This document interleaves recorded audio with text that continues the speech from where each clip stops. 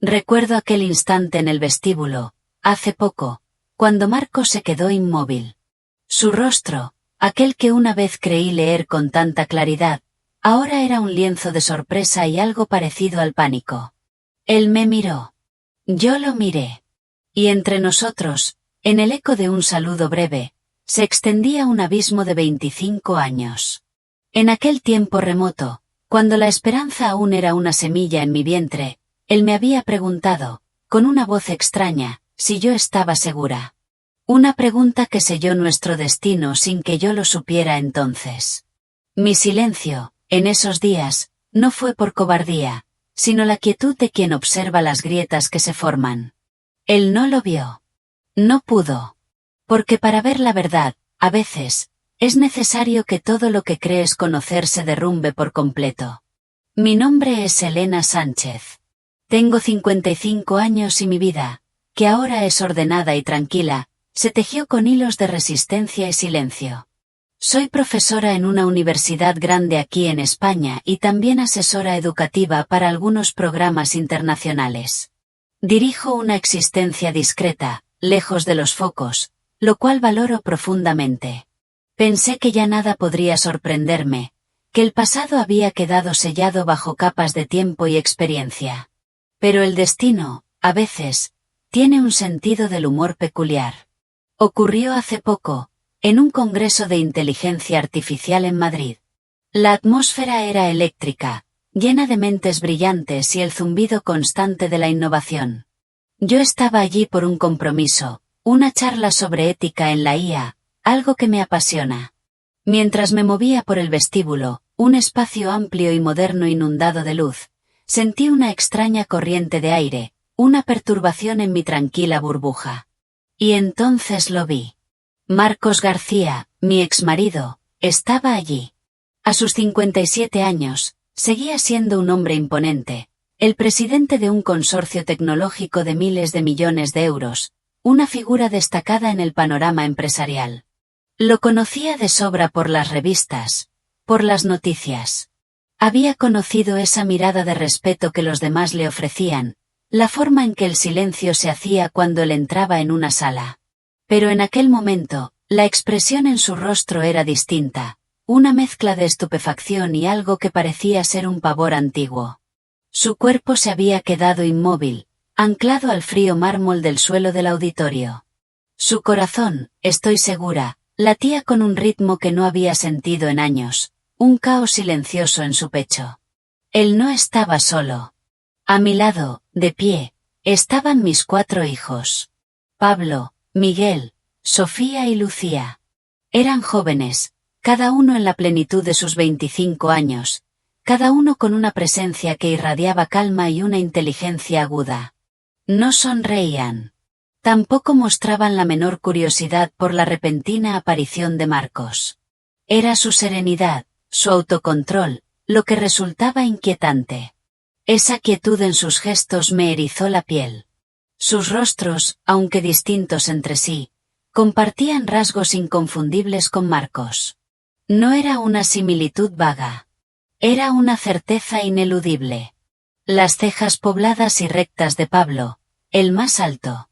La mirada profunda y la nariz recta de Miguel. La comisura de los labios de Sofía, idéntica a la que él hacía cuando pensaba. Y la frente amplia y los ojos rasgados de Lucía, un rasgo que la familia García nunca había logrado disimular en ninguna generación. Marcos tenía la garganta seca, visiblemente. Quiso hablar, lo percibí. Tenía muchas preguntas grabadas en la mirada. Pero durante varios segundos que se hicieron eternos, solo pudo permanecer allí, inmóvil, como si lo hubieran clavado al suelo frío del auditorio.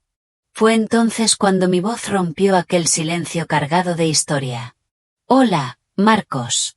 Ha pasado mucho tiempo. 3 palabras, dichas con una ligereza que desdibujaba 25 años de ausencia. Mi voz era tranquila, serena, sin un solo atisbo de emoción superflua. Él asintió por reflejo. Intentó decir algo, una frase de cortesía quizás. Pero antes de que pudiera abrir la boca, me incliné ligeramente hacia mis hijos.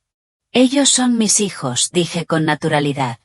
Los 4 jóvenes me saludaron con una inclinación de cabeza. Eran educados, medidos en sus gestos, sin una sola palabra afectuosa, sin una mirada de familiaridad. Era el saludo de extraños hacia un hombre de posición. En ese instante, sentí como el corazón de Marcos se precipitaba al abismo. Esas 3 palabras, mis hijos, resonaron en su mente, golpeando una y otra vez, negándose a desaparecer. Buscó en mi mirada algún indicio de burla, un atisbo de ironía o provocación. Pero no.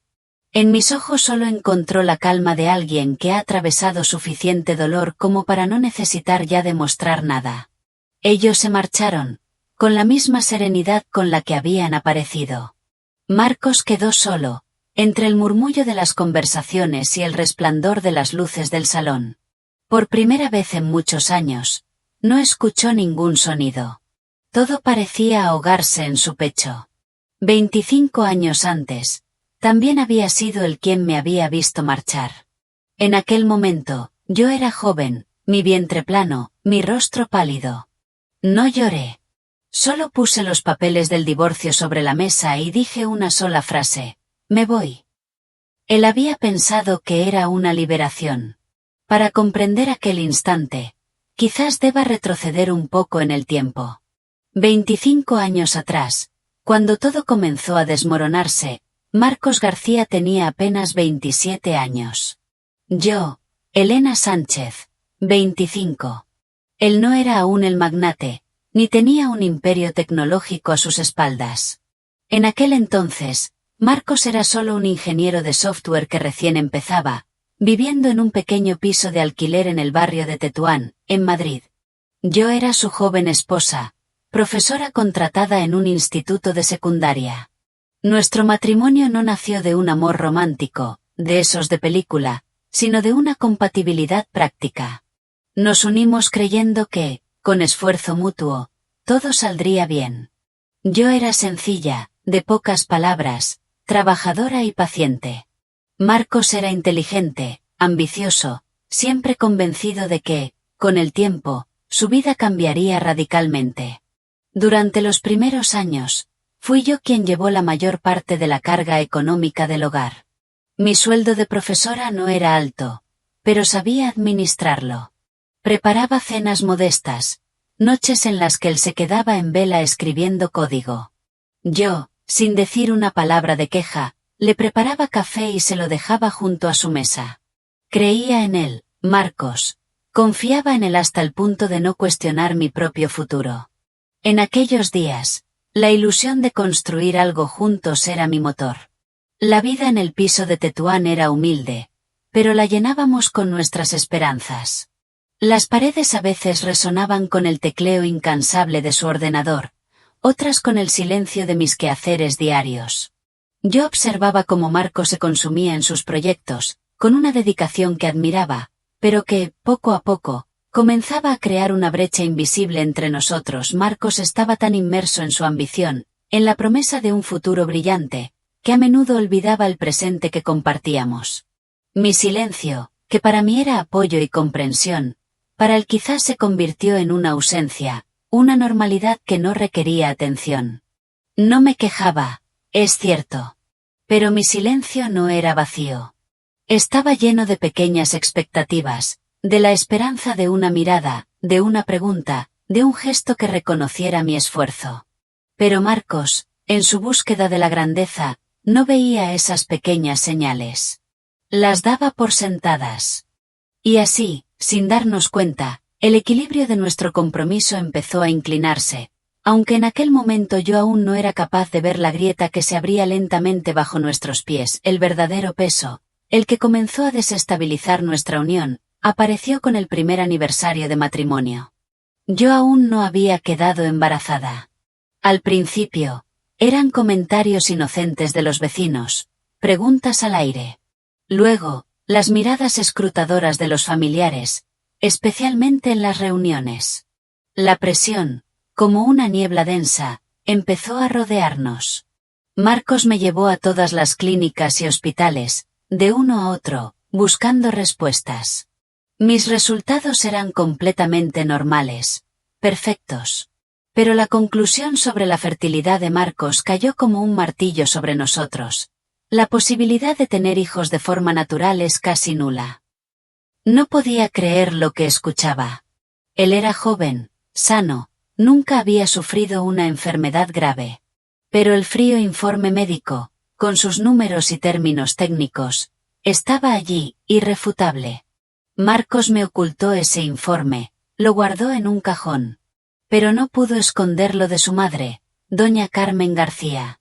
Era una mujer que había dedicado su vida a su único hijo, Marcos.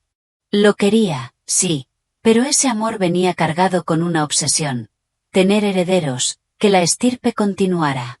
Al enterarse de que su hijo era estéril, se derrumbó. Y en su desesperación, eligió un culpable, yo. Al principio, eran insinuaciones veladas. Las nueras de otras casas tienen hijos sin problema, solía decir en las comidas. Después, las cenas se volvieron pesadas, tensas. Yo comía en silencio, mientras doña Carmen no paraba de hablar de la importancia del linaje, de la necesidad de un nieto. Marcos, atrapado en medio, no me defendía, pero tampoco se atrevía a contradecir a su madre. Optó por el silencio, pensando que así las cosas se calmarían. Pero el silencio, a veces, no salva a nadie.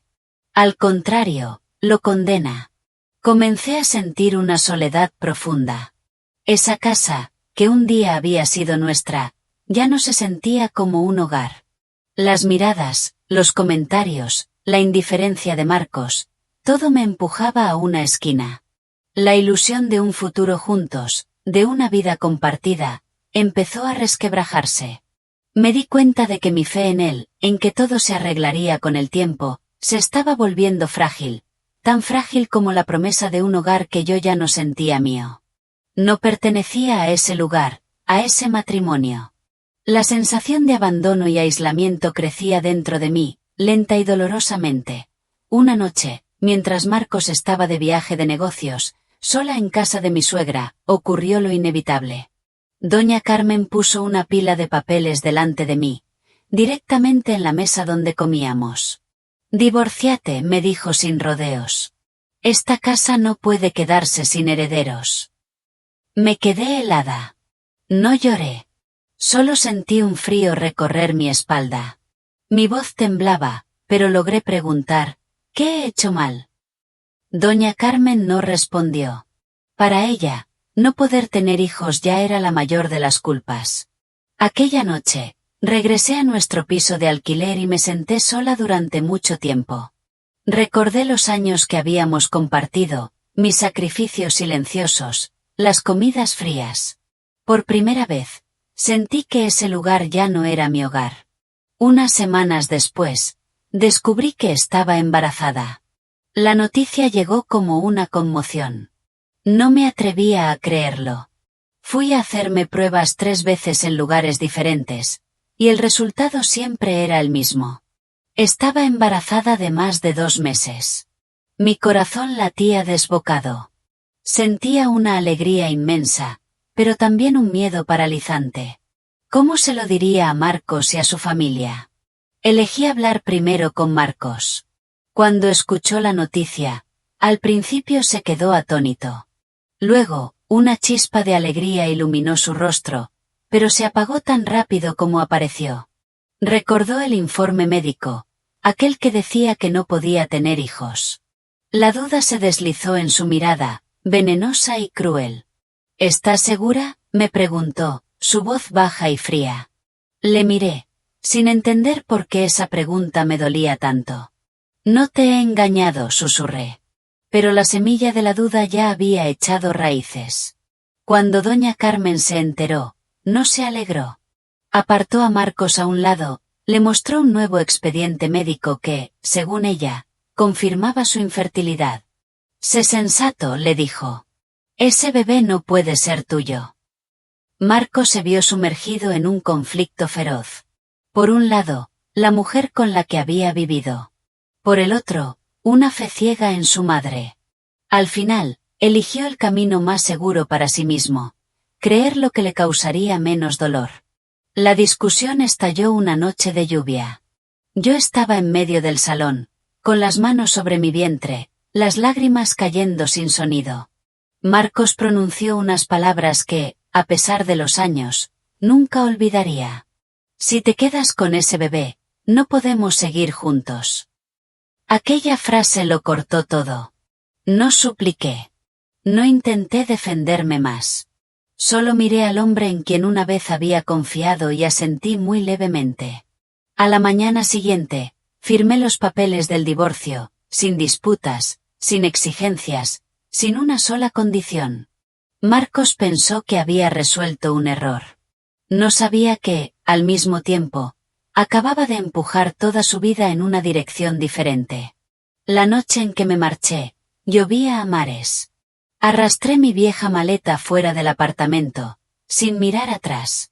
Dentro de mí, 4 vidas crecían cada día, y con ellas, un secreto que decidí llevar conmigo durante 25 años, aunque tuviera que vivir en la desesperación más absoluta. Cuando la puerta se cerró detrás de mí, Marcos se quedó solo en el piso, sintiendo un alivio incomprensible. Él no sabía que, en ese preciso instante, había perdido lo más preciado de su vida antes de siquiera poder nombrarlo. Me fui de Madrid aquella noche de lluvia torrencial. Mi anillo de bodas aún marcaba mi dedo, y los papeles de divorcio todavía olían a tinta. No sabía a dónde iría. Solo sabía que si me quedaba, me marchitaría lentamente en aquel piso estrecho, bajo la mirada de sospecha de mi exmarido y el juicio silencioso de mi suegra. La vieja maleta, arrastrándose sobre el pavimento mojado, emitía un golpeteo constante, cada sonido como un golpe en mi corazón. Caminé muy despacio, una mano sobre mi vientre por instinto. El embarazo solo tenía poco más de 2 meses, y aún no se notaba, pero ya sentía las náuseas y los mareos repentinos. Había creído ser fuerte, pero al llegar a la esquina y ver los coches pasar a toda velocidad, me di cuenta de que estaba completamente sola. No llamé a nadie. No me volví a mirar el piso. Si lo hacía, temía correr de vuelta, temía ablandarme, temía suplicar algo que ya me habían negado.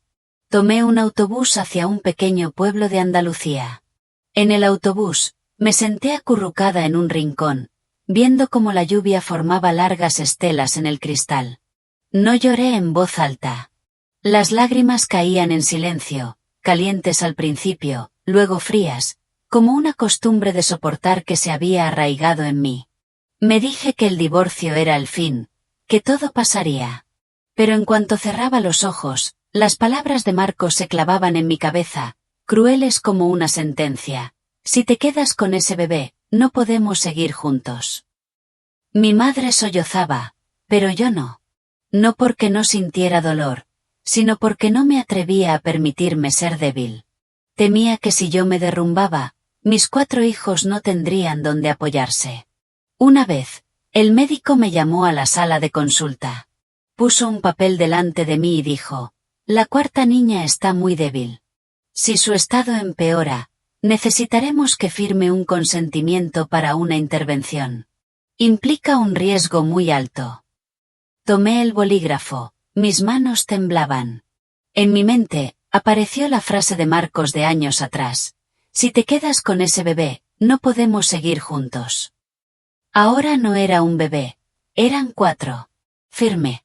Firmé como cuando firmé para la cirugía, con determinación, sin dudar. Sabía que si dudaba, no sería por razón, sino por miedo. Y el miedo no salva a nadie. El día 17 después del nacimiento, el primer niño comenzó a respirar por sí mismo durante algunos segundos.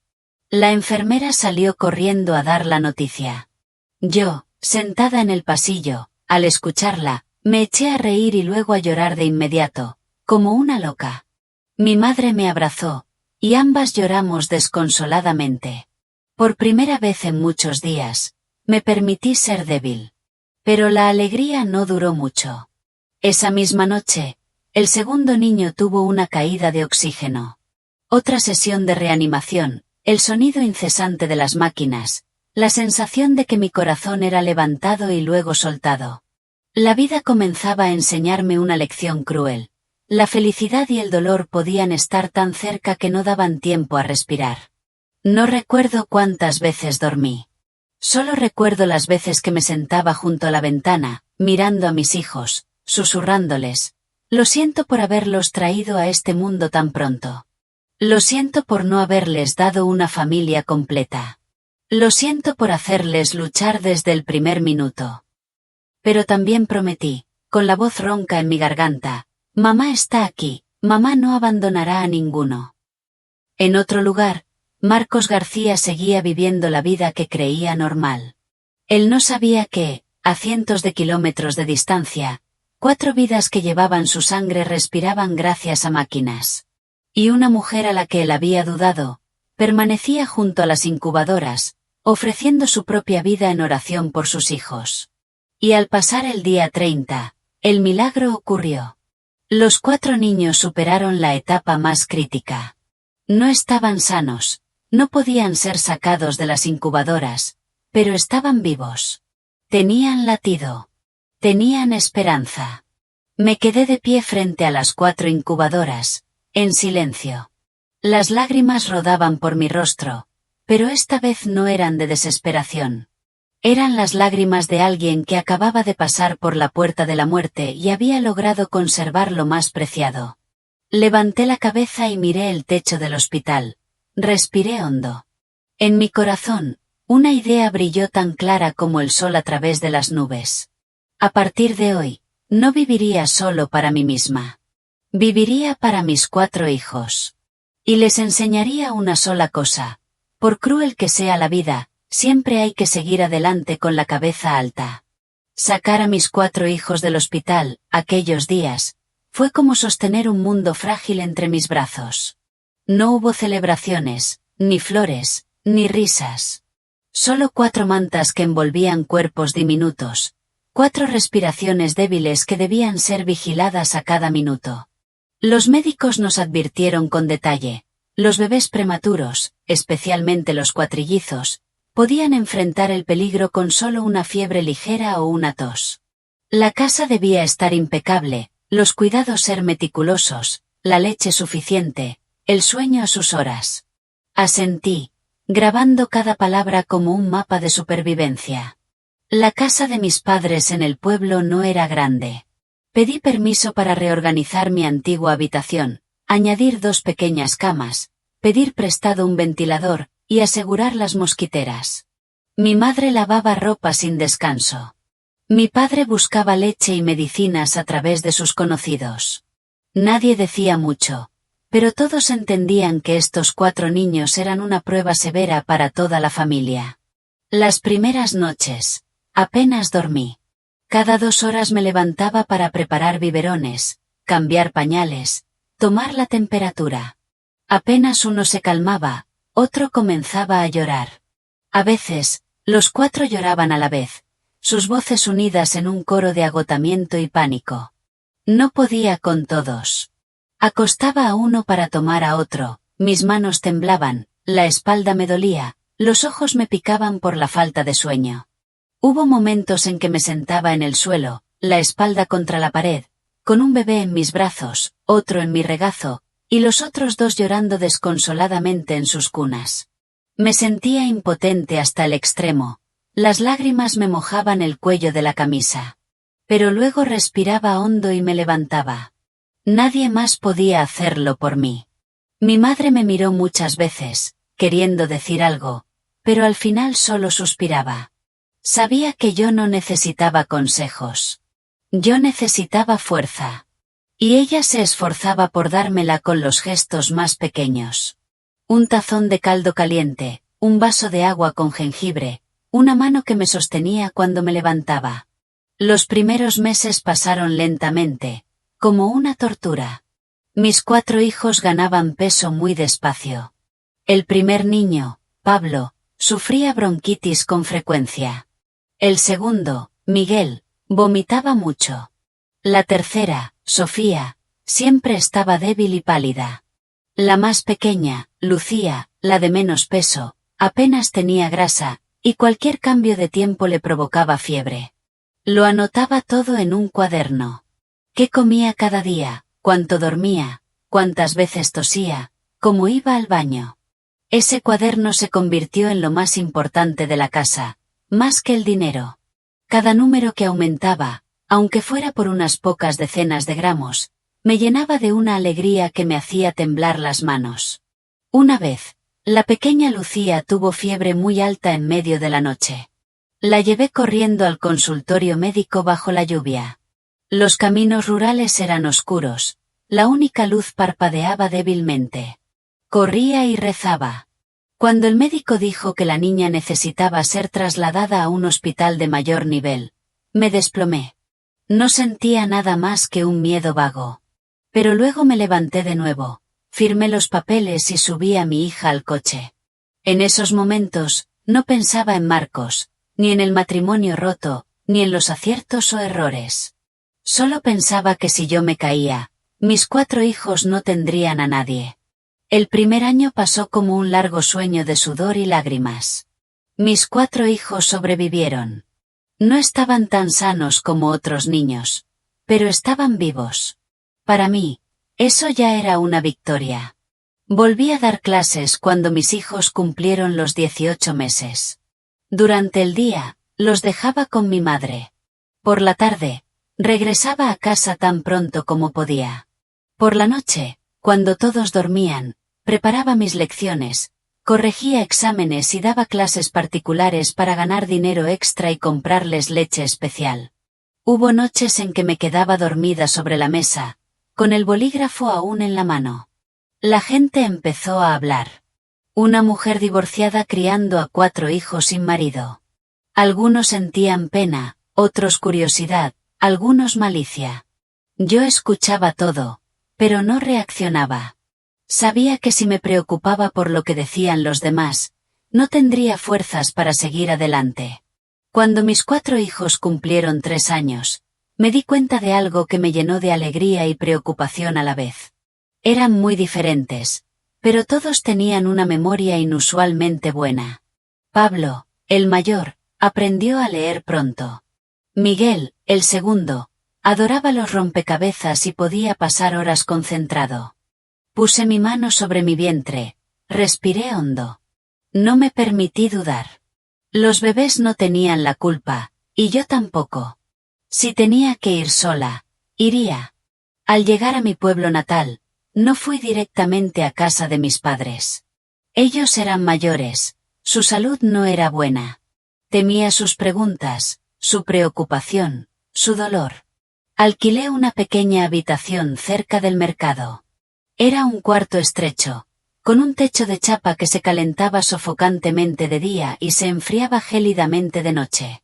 Pero tenía una ventana que daba a un callejón donde la gente vivía su vida normal, reía, hablaba, cargaba sus mercancías, iba al trabajo en bicicleta. Yo me sentaba a mirar, sintiendo una extraña mezcla de extrañeza y consuelo. Al menos, el mundo no se había derrumbado solo porque a mí me hubieran dejado. Durante los primeros días del embarazo, viví con lo más básico. Arroz blanco, espinacas cocidas, huevos. Algunos días no podía tragar nada, solo bebía agua tibia y me acurrucaba. Cada vez que vomitaba, abrazaba mi vientre, temiendo que afectara a los bebés. Al caer la noche, el cuarto quedaba en silencio total. El sonido de la lluvia en el techo de chapa parecía un largo suspiro. Yo yacía allí, una mano en mi vientre, la otra en mi pecho, sintiéndome a la vez asustada y vacía. Hubo momentos en que quise llamar a Marcos, solo para decirle que sí, que estaba embarazada, solo para decirle que se había equivocado. Pero luego recordaba su mirada de duda, su silencio cuando su madre habló de divorcio. Ese silencio era más aterrador que cualquier regaño. Era como si ya me hubieran descartado, sin necesidad de más palabras. Una mañana, me desmayé justo delante de la puerta de mi habitación. Me desperté en el consultorio médico, escuchando a la enfermera preguntar sin cesar, ¿tiene marido? ¿Tiene familia? ¿Por qué está embarazada y sola? Solo pude sonreír con amargura y decir que mi marido estaba lejos. Al mentir, Sentí un dolor agudo en el corazón, como si me lo estrujaran, pero no tenía otra opción. El médico que me examinó el embarazo frunció el ceño al ver la ecografía. Preguntó con seriedad, ¿está segura de que es un solo bebé? Le miré, mi corazón latiendo con fuerza. Él señaló la pantalla y dijo lentamente, para que yo entendiera, hay más de uno. No podía respirar. Intenté seguir la dirección de su dedo, tratando de distinguir los pequeños puntos en la pantalla. Ahí estaban 2 latidos. Luego, el médico cambió el ángulo de la ecografía, y apareció otro latido. Él exhaló, sin atreverse a sacar conclusiones de inmediato. Me citó para la semana siguiente en el hospital provincial, sospechando un embarazo múltiple. Salí del consultorio con las piernas blandas. El viento del pueblo soplaba, con un sabor salado del mar. Me quedé mucho tiempo frente a unos árboles, abrazando mi vientre, asustada y confundida. Un solo hijo ya era toda una vida. ¿Cómo viviría con más de uno? Aquella noche no dormí. Me senté apoyada en la pared, recordando las palabras despectivas, los papeles de divorcio. Si Marcos supiera que esperaba gemelos, o más, ¿qué pensaría? Pero luego solté una risa ahogada. Él no lo creería, y su madre menos. Una semana después, fui al hospital provincial. Los resultados esta vez fueron más claros. El médico me miró con una mezcla de compasión y preocupación. Está embarazada de 4 Esas 2 palabras, 4 hijos, me hicieron sentir como si cayera al vacío. Escuché al médico explicar los riesgos, el parto prematuro, la baja probabilidad de que los 4 sobrevivieran. Me habló de la necesidad de un seguimiento estricto, nutrición, y de alguien que me cuidara. Asentía sin parar, pero mi mente estaba en blanco. En ese momento, no pensaba en el futuro lejano. Solo pensaba en una cosa. Había elegido conservar a ese bebé. Ahora no era 1, sino 4. Y aún así, los conservaría, aunque me costara todo. Empecé una vida diferente. Me mudé a casa de mis padres en el pueblo. Ya no podía ocultarlo. Cuando mi madre vio el informe del embarazo y me escuchó decir que me había divorciado, se quedó atónita y luego rompió a llorar. Mi padre no dijo mucho, solo salió al patio a fumar en silencio, sentado hasta bien entrada la noche. El silencio de mi padre me dolía aún más. Pero esta vez era el silencio de la impotencia y el amor filial, no el de la indiferencia. Mi madre, al principio, estaba enfadada. Enfadada porque yo había sufrido sola, enfadada con mi exmarido por su crueldad, enfadada con la vida por ser tan cruel. Pero luego, al ver mi vientre crecer día a día, solo le quedó la preocupación. Me preparaba caldos y gachas, insistiéndome en que comiera. Algunos días apenas probaba unos bocados antes de vomitar, y ella se sentaba a masajear mis manos, con los ojos rojos. No hablaba de Marcos, pero yo sabía que mi madre se preguntaba por qué su hija tenía que soportar todo aquello. Mi embarazo fue más difícil de lo normal. Mi vientre creció muy rápido, me dolía la espalda, los pies se me hinchaban, y por las noches me costaba respirar. Hubo días en los que solo podía acostarme de lado, porque si me ponía boca arriba, me mareaba.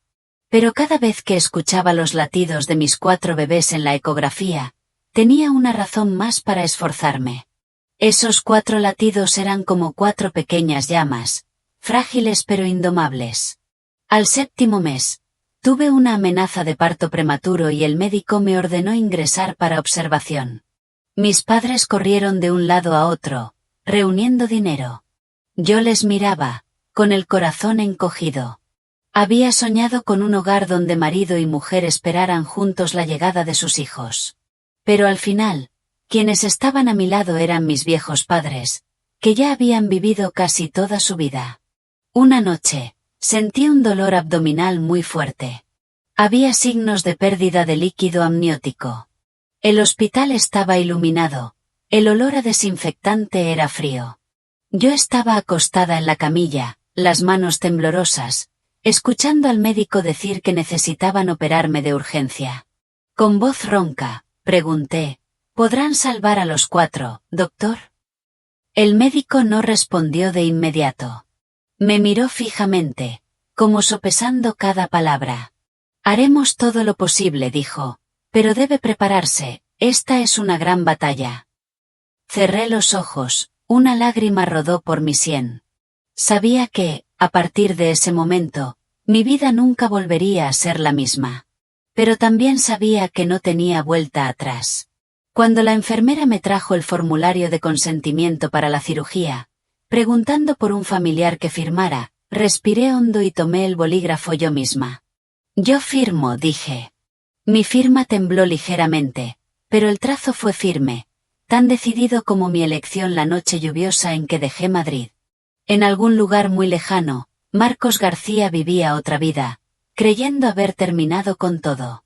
Él no sabía que, en un pequeño quirófano de un hospital provincial, la mujer a la que una vez había llamado su esposa estaba entrando sola en un momento de vida o muerte para traer al mundo a 4 niños que compartían la mitad de su sangre. Y ese era solo el comienzo de un largo viaje de 25 años, donde cada paso fue pagado con dolor, con amor maternal y con una resiliencia invisible. La operación comenzó casi a las 2 de la mañana. Sofía, la tercera, era muy sensible, y bastaba con que escuchara una historia para recordarla en detalle. Lucía, la más pequeña, hablaba poco, pero observaba con mucha atención, y hacía preguntas que sorprendían a los adultos. Comencé a dedicar tiempo a leerles libros. No eran libros complejos, solo historias cotidianas, pequeñas lecciones. No quería que mis hijos fueran prodigios. Solo quería que crecieran normalmente, que fueran sensatos y amables. Pero la vida no me permitía criar a mis hijos de manera ordinaria. La matrícula escolar, las medicinas, la comida. Todo multiplicado por 4.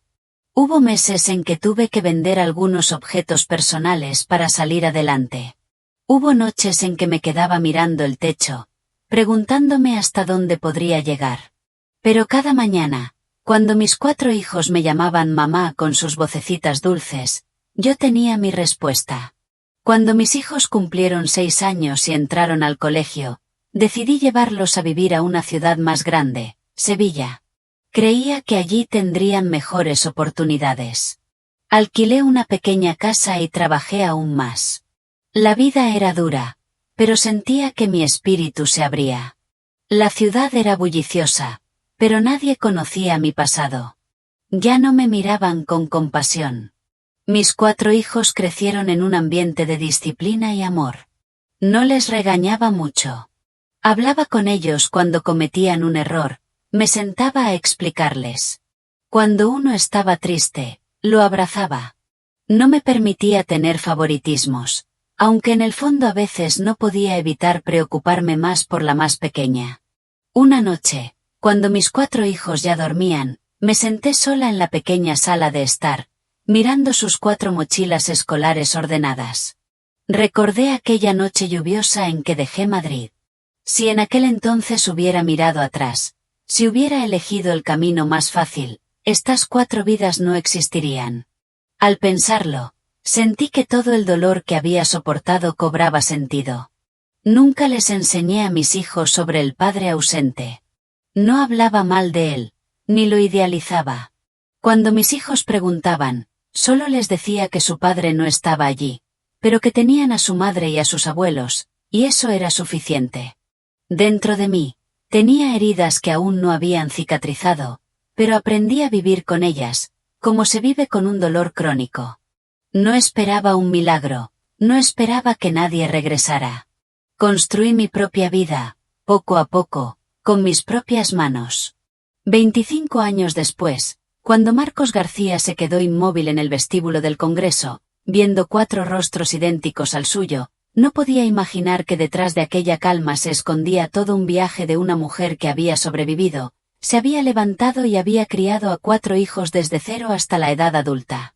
Pero en todos esos años, yo solo había sido una madre. Y para mí, ser madre, sin importar las circunstancias, Había sido la mejor decisión de mi vida. Marcos García salió del vestíbulo aquel día con una extraña sensación de vacío. El otoño tardío en Madrid brillaba con un sol pálido, el viento soplaba suave. La gente iba y venía, todo funcionaba con normalidad. Solo su mundo interior estaba patas arriba. Por primera vez en muchos años, Marcos no se dirigió directamente a la empresa, no llamó a su asistente, ni revisó su teléfono en busca de reuniones. Caminaba muy despacio, como si temiera que, al ir más rápido, aquellos rostros se desvanecieran como una ilusión. Durante 25 años, Marcos había creído ser un hombre destinado a no ser padre. Esa creencia se había arraigado tan profundamente que construyó toda su vida en torno a ella. Se divorció de mí, Elena. Se casó con una mujer de buena familia, aceptando un matrimonio sin hijos como un acuerdo tácito. Cuando esa unión se rompió por la frialdad y la distancia, Marcos no sufrió demasiado. Pensó que era el precio que debía pagar por la imperfección de su destino. Se lanzó al trabajo, 18 horas al día. Un proyecto tras otro. De una pequeña empresa de unas decenas de personas, Marcos construyó todo un consorcio. Llegó el dinero, la fama, el poder. Pero cada vez que regresaba a su vasta casa, Marcos siempre sentía que faltaba algo, algo que nunca había podido nombrar. Se acostumbró a cenar solo, a los largos viajes de negocios, a que nadie lo llamara papá. Al principio fue aceptación, luego una asunción, y finalmente, la autoconvicción de que esa era su elección. Hasta aquel día. Aquellos 4 jóvenes no solo se parecían a él. Estaban juntos, con una cualidad muy particular. No eran ostentosos, ni pretenciosos, pero poseían una solidez poco común en personas de 25 años. Marcos había conocido innumerables jóvenes genios en el mundo de la tecnología, en laboratorios, en presentaciones ambiciosas. Pero las miradas de aquellos 4 eran diferentes. No había autocomplacencia. Parecían los ojos de quienes habían experimentado suficientes carencias como para entender el valor de cada oportunidad. Al llegar a casa, Marcos abrió su bodega y se sirvió un whisky. Rara vez bebía por la tarde. Pero hoy necesitaba algo que calmara la conmoción en su cabeza. El vaso ni siquiera llegó a sus labios. Lo dejó sobre la mesa. Su mano temblaba ligeramente. Esa sensación le irritaba. Estaba acostumbrado a controlar todo, pero no esta emoción. Marcos se sentó en el sofá, cerró los ojos. En su mente, viejos fragmentos de recuerdos comenzaron a surgir. El día en que el médico le dijo que era estéril. El día en que su madre le entregó silenciosamente una pila de documentos. El día en que yo le anuncié mi embarazo, y la mirada de él en aquel entonces, una mezcla de alegría y confusión que rápidamente se convirtió en sospecha. Y finalmente, la noche lluviosa del divorcio, cuando se quedó inmóvil mientras yo arrastraba mi maleta fuera de su vida. Un pensamiento brilló, frío y afilado como un cuchillo. ¿Y si algo no hubiera sido correcto aquel día? Marcos se levantó y se dirigió directamente a su despacho. Abrió la caja fuerte y buscó entre viejos papeles que rara vez tocaba. Allí estaba, el expediente médico de antaño. El papel había amarilleado, las letras impresas se desvanecían con el tiempo. Lo leyó muy despacio, línea por línea, como alguien que reconstruye sus propias huellas. Cuanto más leía, más rápido latía su corazón. Había detalles que antes nunca había notado, la fecha del examen, el nombre de la clínica, la firma del médico. Algunos plazos no coincidían, algunos términos no eran correctos. En aquel entonces, había confiado demasiado. Confiado en la ciencia, confiado en su madre, confiado en que no necesitaba verificar más. Porque verificar más solo le habría causado más dolor. Marcos llamó a un viejo amigo, ahora jefe de urología de un gran hospital.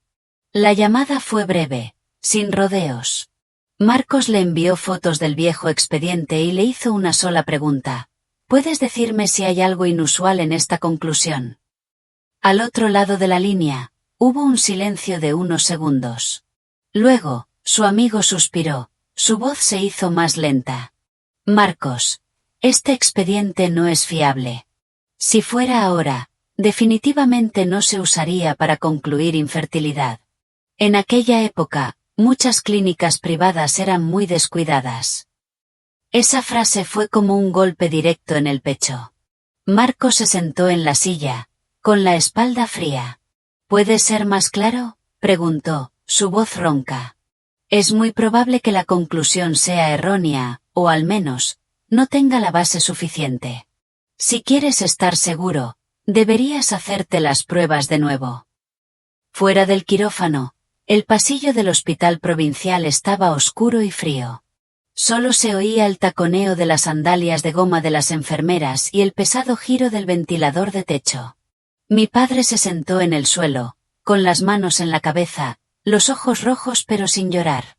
Mi madre, doña Carmen, de pie, apoyada en la pared, con los labios temblorosos, murmuraba oraciones. Eran ancianos, habían vivido suficientes tormentas, pero en ese momento se sentían tan indefensos como niños ante una tempestad. Yo, Elena Sánchez, estaba en la mesa de operaciones, con todo el cuerpo frío. La luz blanca se reflejaba en mi rostro, revelando la palidez y el cansancio acumulados tras meses de un embarazo tan difícil. Mi vientre, tenso y a punto de explotar, cada contracción era un desgarro, un dolor tan intenso que quería levantarme.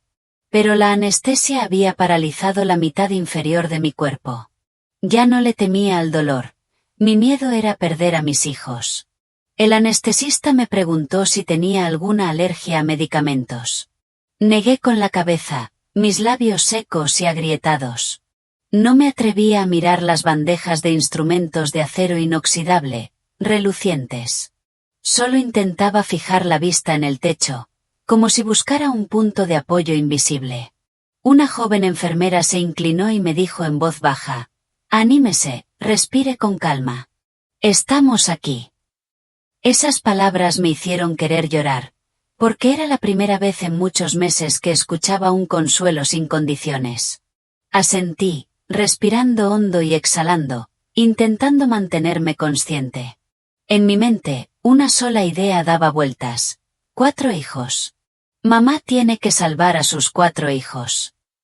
El cirujano principal, un hombre de mediana edad, habló con voz firme y decidida. Me miró a mí y a mi expediente, luego dijo con claridad, como grabando el momento en el tiempo: «Cuatrillizos prematuros, los sacaremos en orden. Tengan listas las incubadoras». La palabra incubadoras sonó como un punto final frío. Sabía que mis 4 bebés nacerían muy débiles, pero no me permitía desfallecer. Había llegado hasta aquí, no podía dar marcha atrás. El bisturí cortó. No sentí dolor, pero sí una fuerte presión, una sensación de vacío, como si alguien me quitara algo. Mi garganta se apretó, el sudor me corrió por la frente. La enfermera me secó, diciendo: «Ya casi está, cuando oiga llorar a los bebés, podrá estar tranquila». Intenté abrir los ojos y mirar a un lado, pero la sábana me impedía ver la parte inferior de mi cuerpo. Solo escuchaba al médico, el tintineo de los instrumentos y los latidos frenéticos de mi propio corazón, que parecían querer estallar. Entonces, el primer llanto. Un llanto débil, como el maullido de un gatito. «Un niño», dijo el médico rápidamente. 1 kilo 200 gramos. Rompí a llorar, las lágrimas brotando sin control. 1 kilo 200, tan pequeño, pero había llorado, estaba vivo. Antes de que pudiera recuperar el aliento, se oyó el segundo llanto, aún más débil. «Otro niño», dijo el médico. 1 kilo 100 gramos. Me mordí el labio con tanta fuerza que sangró. Sentía como si alguien me estrujara el corazón. Cada peso era una aguja. El tercer llanto. «Una niña», dijo el médico. 1 kilo. Lo escuché y sentí que mi corazón se caía. 1 kilo. Quería desmayarme, pero me aferré a mi respiración. Tenía que mantenerme consciente para escuchar el llanto del cuarto bebé. El tiempo se extendía infinitamente. En el quirófano, el ambiente estaba tenso. Las enfermeras corrían de un lado a otro, llevando a las pequeñas criaturas rojizas hacia la sala de neonatología. No pude ver las caras de mis hijos, solo escuché sus llantos, los anuncios de su peso, y sentí como mi cuerpo era estirado, suturado. El cuarto, dijo el médico, su voz más grave. Contuve la respiración. Pero no hubo llanto. En ese momento, mi mundo se derrumbó como un muro derribado. Abrí mucho los ojos, mi voz ronca. Mi hija, ¿dónde está mi hija? El médico no respondió de inmediato. Solo dijo rápidamente al equipo de reanimación, ¡rápido! Escuché correr, golpes fuertes, succión de fluidos. En mi mente, solo había un blanco total. Quería levantarme, quería saltar de la mesa de operaciones, pero la parte inferior de mi cuerpo seguía paralizada. Mis manos estaban sujetas. Por favor, susurré, suplicando, por favor, que llore. 1 minuto, 2 minutos, 3 minutos.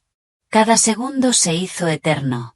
Y finalmente, un débil hueso sonó, como un milagro rescatado del abismo. Una niña, dijo el médico, exhalando. 900 gramos. Tiene latido. Llévenla a la incubadora de inmediato. Rompí a sollozar. Todo mi cuerpo temblaba. 900 gramos. 900 gramos y seguía viva. Ya no sabía si sentía dolor. Solo sentía que mi corazón se rompía y se reparaba a la vez con un hilo frágil. La operación terminó casi a las 4 de la mañana. Me llevaron a la sala de recuperación, mi rostro pálido, mis labios morados, pero mis ojos seguían abiertos, buscando algo.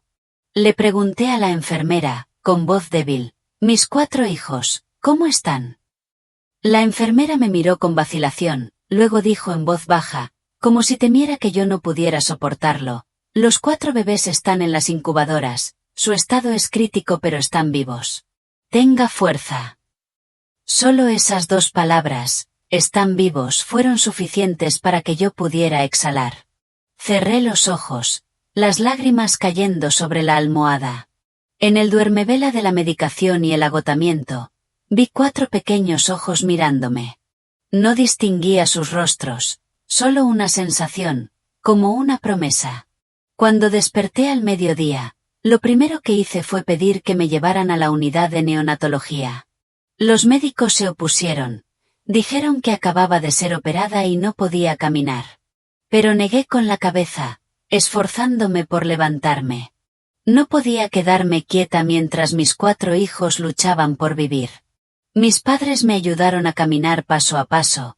Cada paso era un dolor desgarrador. La incisión se tensaba, el sudor empapaba mi cuerpo, pero no me quejé. Solo apreté los dientes. Delante de la puerta de la sala de neonatología, miré a través del cristal. 4 incubadoras en fila.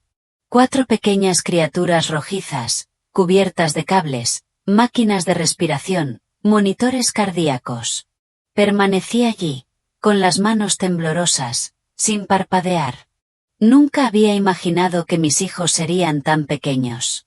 El médico, de pie a mi lado, habló con voz seria. Escuche bien. Los 4 bebés son muy prematuros. El riesgo de complicaciones es alto. Haremos todo lo posible, pero debe prepararse. Es posible que no logremos salvar a los 4. Aquellas palabras cayeron como un hacha. Me giré hacia el médico, mis ojos rojos pero firmes. Dije lentamente, cada palabra grabándose en mi alma, no le pido promesas, solo que de lo mejor de sí. El resto, lo asumo yo. El médico me miró en silencio durante unos segundos y luego asintió. Los días siguientes fueron una larga cadena de miedo y esperanza frágil. Cada mañana, me despertaba con la pregunta, ¿hoy seguirán los 4? Cada vez que escuchaba pasos de enfermeras en el pasillo, mi corazón daba un vuelco. Hubo días en que un bebé tenía una caída en el ritmo cardíaco y necesitaba reanimación. Otros días, un bebé contraía una infección y requería antibióticos fuertes. Hubo una ocasión en que la niña más pequeña, la de menos peso, sufrió una hemorragia pulmonar. El médico pidió a la familia que se preparara para lo peor. Yo me sentaba fuera de la habitación, con las manos apretando mi ropa, los ojos fijos en la puerta cerrada. Yo guardé silencio. Di un sorbo a mi café. Mis manos estaban muy firmes, sin temblar, sin apretarse. Lo sé, dije. Esas dos palabras fueron como un corte. Marcos levantó la vista. ¿Lo sabes?, le respondí. Mi voz era tranquila. Ya no era necesario que le diera más pruebas. Él bajó la cabeza. Se sentía extrañamente pequeño. Durante 25 años, no me había necesitado para vivir, ni para criar a mis hijos, ni para demostrar que yo tenía razón. Había pasado por todo sin mirar atrás. Mis 4 hijos. Comenzó Marcos, pero levanté la mano para detenerlo. Aún no tienes derecho a mencionarlos, dije. No fueron palabras duras, pero sí firmes. Al menos, no por ahora. El ambiente entre nosotros se hizo denso. El suave tintineo de las tazas se escuchaba extrañamente claro. Marcos respiró hondo. Por primera vez en su vida, sintió que no podía usar nada para abrirse camino. No he venido a pelear, dijo Marcos lentamente. Solo quiero saber si tengo alguna oportunidad. No conmigo, dije. Con ellos, como padre. Me miró, sus ojos profundos y cansados. En ese momento, Marcos vio todos los años que yo había vivido, no en palabras, sino en el silencio. La oportunidad no la decido yo, dije, la deciden ellos. Esa frase puso fin a la conversación. Me levanté primero. No dije nada más, no me di la vuelta. Marcos se quedó solo, siguiéndome con la mirada, su corazón pesado. Sabía que una puerta se había abierto, pero detrás de ella no había un perdón fácil. Era un camino largo, donde no se le permitía cometer ni un error más. Y al final de ese camino, mis 4 hijos esperaban. No con expectación, no con resentimiento, solo observando. Después de aquel encuentro conmigo, Marcos no intentó acercarse a mis hijos de inmediato. Entendía muy bien que el límite que yo había establecido no era para ponerlo a prueba, sino para proteger. Aquellos 4 jóvenes no necesitaban un padre que apareciera de repente con títulos y dinero. Necesitaban tiempo. Y, sobre todo, necesitaban ser respetados. Los días siguientes, Marcos vivió en un estado extraño. No era remordimiento absoluto, tampoco desesperación. Era más bien la sensación de alguien que se encuentra frente a una casa que una vez abandonó, con la puerta entreabierta, pero sin saber si se le permite entrar. Comenzó a observar a mis hijos desde la distancia, con discreción y contención. Sabía que Pablo daba clases por la mañana en la universidad. Sabía que Miguel solía quedarse en el laboratorio hasta tarde. Sabía que Sofía hacía guardias nocturnas en el hospital, con el rostro cansado pero los ojos aún brillantes. Sabía que Lucía participaba en sesiones de asesoramiento legal gratuito los fines de semana. Esa información no le hacía sentir más cerca. Al contrario, le hacía consciente de que ellos ya tenían una vida completa, sin un espacio vacío reservado para él. Una semana después, yo le llamé a Marcos por teléfono.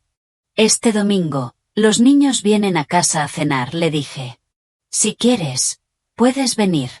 Pero solo como un conocido de la madre. Marcos sostuvo el teléfono, su corazón latiendo con fuerza. Él entendió. Gracias, Elena, respondió. El domingo al mediodía, Marcos se encontraba frente a la puerta de mi casa. No era una mansión, ni un apartamento de lujo. Era una casa sencilla en una calle tranquila. Se quedó mucho tiempo antes de tocar el timbre. Un pensamiento divertido le cruzó por la mente. Había firmado contratos de miles de millones de euros sin que le temblara el pulso. Y ahora, un simple timbre le hacía dudar. Abrí la puerta. Me saludó con un asentimiento, sin muchas palabras. Marcos entró, sintiendo como si pisara un mundo al que no pertenecía. La sala de estar estaba ordenada, con una gran estantería llena de libros. Sobre la mesa, una cena sencilla, con 4 platos y 4 pares de palillos ya puestos. Mis hijos salieron uno a uno. Pablo, alto y serio. Miguel, ágil, con una mirada aguda. Sofía, delicada pero con una fortaleza interior. Lucía se quedó un poco más atrás, observándolo con atención. Nadie le llamó papá. Nadie se mostró excesivamente distante. Solo una distancia invisible, suficiente para que Marcos entendiera dónde estaba. Él es el señor García, les presenté brevemente. Un viejo conocido de vuestra madre. Hola, señor García, dijo Pablo primero, con voz respetuosa. Los otros 3 también le saludaron. Marcos asintió, sonrió, pero su sonrisa era algo forzada. No sabía qué decir. Temía que una sola palabra equivocada lo derrumbara todo. La cena transcurrió en un ambiente tranquilo. Yo servía la comida a cada uno de mis hijos, como de costumbre. Los 4 jóvenes hablaban entre sí sobre su trabajo, sobre cosas muy cotidianas. Marcos escuchaba, sintiéndose a la vez cerca y lejos. Se dio cuenta de que yo no lo necesitaba para mantener el ritmo de esta familia. Todo funcionaba a la perfección desde hacía mucho tiempo. En un momento, Miguel habló de un nuevo proyecto de inteligencia artificial. Marcos, por reflejo profesional, hizo algunas sugerencias. Miguel levantó la vista, con una mirada de sorpresa, y luego asintió. Es una buena idea, dijo. También estaba pensando en esa dirección. Solo una frase sencilla, pero que a Marcos le apretó el corazón. Por primera vez, sintió que no era completamente invisible. Después de la cena, yo recogía la mesa. Mis 4 hijos se quedaron en la sala de estar. Marcos se levantó para ayudar, pero negué con la cabeza. Siéntate, Marcos. Un rato después, Lucía habló, su voz clara pero no agresiva. Señor García, dijo, sus ojos fijos en él. Tengo una pregunta. Si aquel día usted hubiera sabido la verdad, Lucía continuó, ¿se habría quedado? La pregunta cayó como un peso muerto. Nadie en la sala dijo nada. Yo, desde la cocina, escuché cada palabra con claridad. Marcos respiró hondo. Sabía que aquel era el momento decisivo. No para justificarse, sino para ser honesto. No lo sé, dijo lentamente. Y precisamente porque no lo sabía, elegí la peor opción. No tengo derecho a decir que lo habría hecho mejor. Solo puedo decir que, si pudiera volver atrás, no me habría marchado tan fácilmente. Lucía asintió, sin añadir nada. Pablo le miró durante mucho tiempo y luego preguntó, entonces, ¿qué quiere ahora? Marcos no respondió de inmediato. Miró cada rostro. Estos jóvenes no necesitaban un padre rico.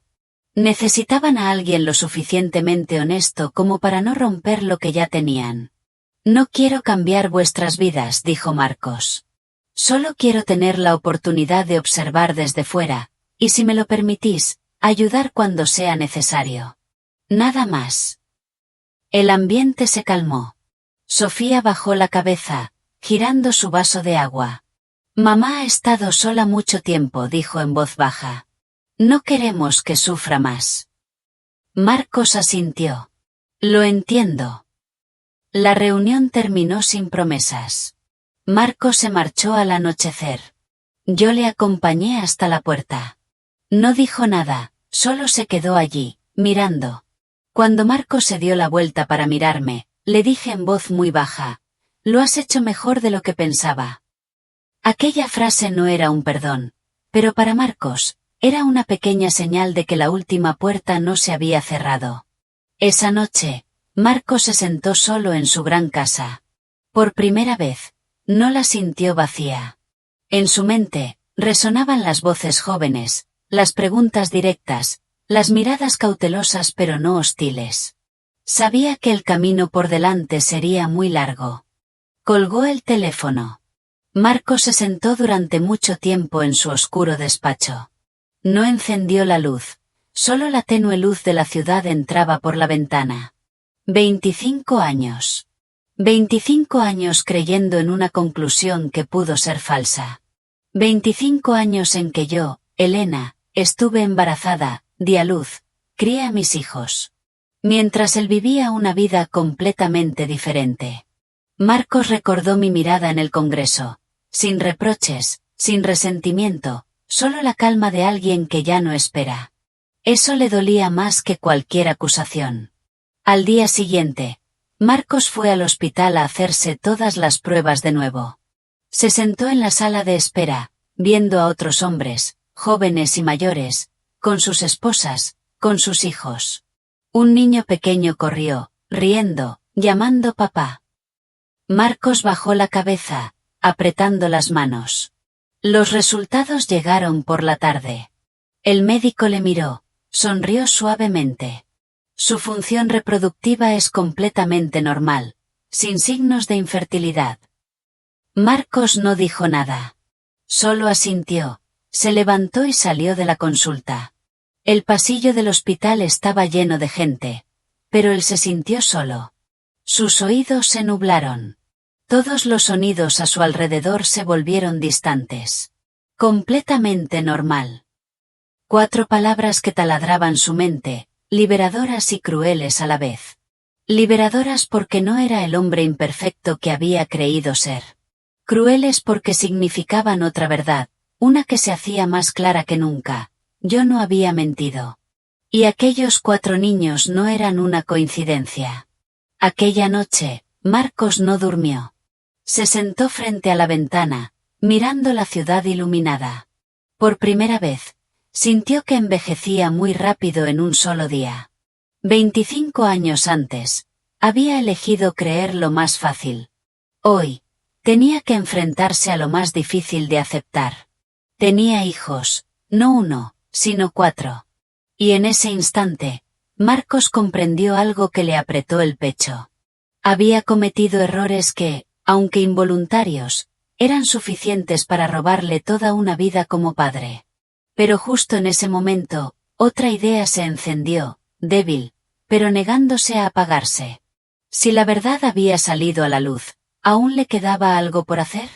No para expiar sus culpas con dinero o estatus, sino simplemente para ocupar su lugar.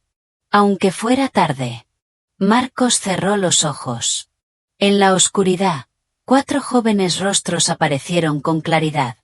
Esta vez no había dudas, solo una sensación de dolor, real e ineludible.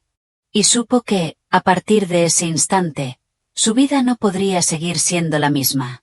Si han llegado hasta aquí, les ruego que dejen un comentario con el número 1. Saber que me acompañan en este viaje es el mayor aliento para poder seguir contándoles la parte final de esta historia. Marcos no actuó de inmediato después de conocer los resultados de las pruebas. No me llamó, no buscó a mis hijos. No se permitió ser precipitado. 25 años de silencio eran tiempo suficiente para entender que cualquier paso en falso ahora podría destruir la poca paz que yo había construido con tanto esfuerzo. Pero Marcos tampoco podía fingir que no sabía. Comenzó su investigación de forma discreta. No usó su poder públicamente, no causó revuelo. Solo hizo llamadas secretas, correos electrónicos privados, peticiones aparentemente inofensivas. Quería saber cómo había vivido yo durante esos 25 años, y quiénes eran aquellos 4 hijos. La información fue apareciendo poco a poco, como un cuadro que se arma con fragmentos de recuerdos que él había olvidado. Elena Sánchez. Yo. Profesora asociada en una gran universidad, consultora de educación para programas académicos internacionales. Un historial impecable. Sin escándalos, sin mala reputación. Una mujer que vivía de forma reservada, disciplinada, casi sin dejar rastro de su vida privada en los documentos. Y luego, mis 4 hijos. Llevaban el apellido Sánchez, el mío, no el suyo. Pablo Sánchez, doctor en matemáticas aplicadas, había recibido una beca completa para estudiar en Europa, pero rechazó quedarse para regresar a España a enseñar. Miguel Sánchez, ingeniero en inteligencia artificial, coautor de varias investigaciones que la propia empresa de Marcos había consultado. Sofía Sánchez, médico residente de último año en medicina interna, muy valorada por su ética profesional. Lucía Sánchez, abogada internacional, había trabajado en un gran bufete y ahora regresaba a España para participar en asesoramiento legal comunitario. Marcos leía cada línea, su corazón se volvía más pesado. No por orgullo, sino por dolor. Aquellos logros no venían de un camino de rosas. Venían de la disciplina, de las privaciones, de una madre que no había permitido que sus hijos se rindieran ni una sola vez. Se detuvo en el detalle más pequeño, pero también el más inquietante. No había ningún nombre de padre en ningún expediente.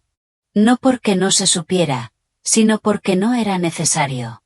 Aquella noche, Marcos volvió a abrir las fotos del Congreso.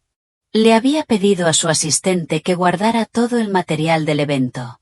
En una de las fotos, yo estaba de pie junto a mis 4 hijos. Nadie se tocaba, pero la distancia entre ellos era suficiente para formar un bloque sólido. Marcos miró durante mucho tiempo. Se dio cuenta de que él no estaba en aquella imagen. Y quizás, durante 25 años, yo me había acostumbrado a que fuera así. Al tercer día después de nuestro encuentro, Marcos decidió hacer algo que le daba miedo, pero que también necesitaba. Me envió un correo electrónico breve. Sin un título largo, sin explicaciones. Solo una frase: necesito hablar contigo cuando te parezca oportuno. No mencionó a nuestros hijos. No mencionó el pasado. No se disculpó, no se justificó. Entendía que algunas disculpas, dichas en el momento equivocado, solo causarían más daño. El correo fue enviado, sin respuesta inmediata. Él esperó. 1 día, 2 días, 3 días. Durante esos 3 días, no pudo concentrarse en su trabajo. Las reuniones se volvieron borrosas. Los números que antes le emocionaban ahora eran símbolos sin alma. Cada vez que su teléfono vibraba, su corazón se aceleraba, pero luego nada. Al 4.º día, recibí su respuesta. Este sábado, 10 de la mañana, en la antigua cafetería cerca del lago. Solo nosotros 2. Solo nosotros 2. Esas 4 palabras me dieron un alivio extraño, pero también un dolor. Alivio porque aceptaba verme. Dolor porque entendía muy bien que su posición en esta historia aún no era reconocida. El sábado por la mañana, Marcos llegó muy temprano. La cafetería estaba escondida detrás de una hilera de árboles, tranquila y sin lujos. Él nunca había vuelto allí después de nuestro divorcio. En aquel entonces, creía que todo lo relacionado conmigo debía ser borrado de su vida. Ahora, se daba cuenta de que hay cosas que no se pueden borrar, solo se ocultan. Yo llegué puntual. Vestía una camisa blanca, pantalones oscuros, el pelo recogido, sin mucho maquillaje. No intentaba causar impresión. Me senté frente a Marcos, mi mirada serena, como si solo fuéramos 2 viejos conocidos. Marcos fue el primero en hablar, pero su voz no era tan firme como había imaginado. Lo siento, dijo. Solo 3 palabras, nada más. Le miré durante mucho tiempo, sin reaccionar de inmediato. Luego, asentí muy levemente. Te he escuchado, respondí. Esa respuesta lo detuvo. Se había preparado para lágrimas, para la ira, para los reproches. Pero aquella calma le dejó sin saber por dónde seguir. Me hice las pruebas de nuevo, continuó Marcos, su voz baja. La conclusión de hace 25 años era errónea. No podía exigir afecto. Solo podía reconstruir poco a poco, con la paciencia que 25 años antes no había tenido. Y aceptó empezar desde cero. Los días después de aquella cena, vivía a un ritmo más lento de lo habitual. No porque esperara algo, sino porque en mi corazón comenzaba a aparecer una sensación muy antigua, muy profunda, como la de una puerta que llevaba mucho tiempo cerrada y de repente vibraba suavemente. Yo no la abría. Solo me quedaba quieta, escuchando. Marcos no llamó, no envió mensajes, no apareció de repente. Mantuvo la distancia que había dicho. Esa contención me daba tranquilidad, pero también me cansaba. Porque yo entendía que si él fallaba una sola vez, todo se cerraría de inmediato. Pero esa misma moderación me obligaba a enfrentar cosas que había intentado dejar de lado durante 25 años. Una noche, me senté sola en mi pequeño estudio. Sobre la mesa, una pila de documentos sin leer.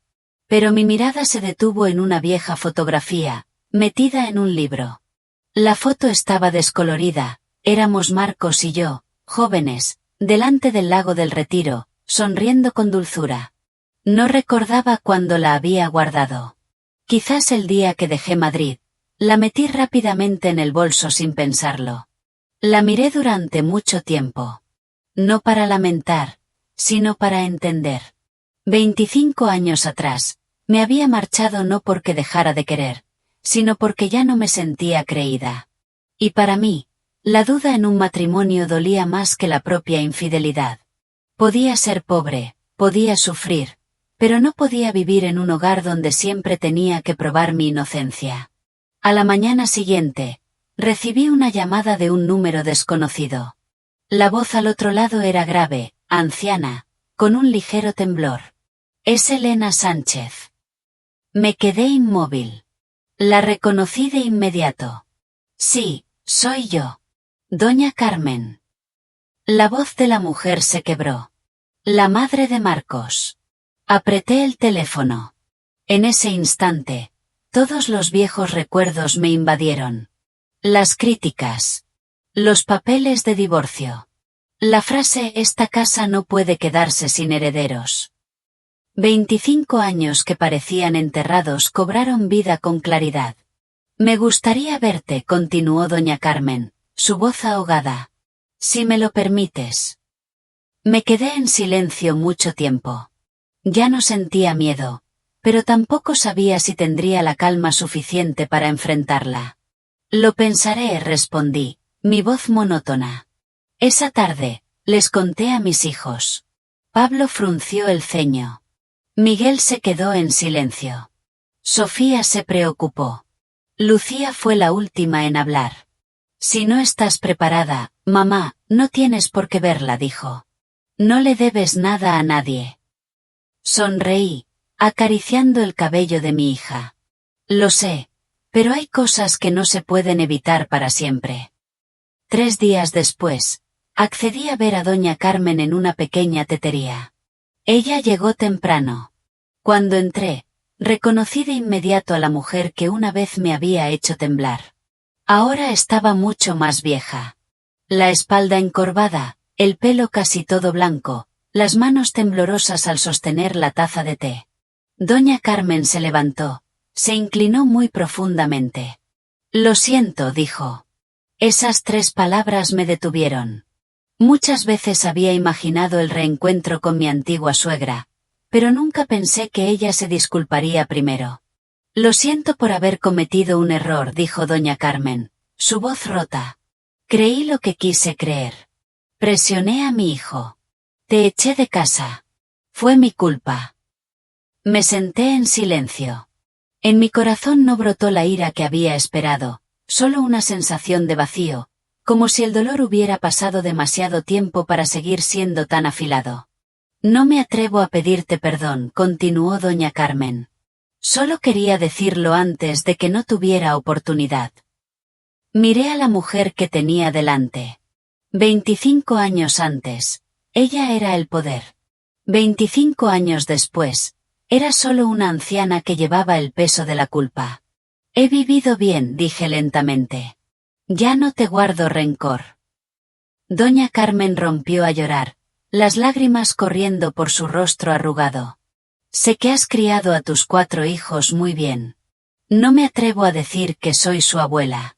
Solo espero, antes de morir, poder verlos una vez. Cerré los ojos. Esa frase tocó un rincón muy profundo de mi corazón.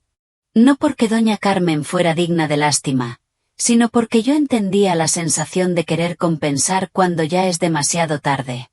Eso, dije después de un momento, no puedo decidirlo yo sola. Tienen que elegir mis hijos. Doña Carmen asintió repetidamente. Lo entiendo. Con solo que me digas eso, ya estoy muy agradecida. El encuentro terminó en silencio.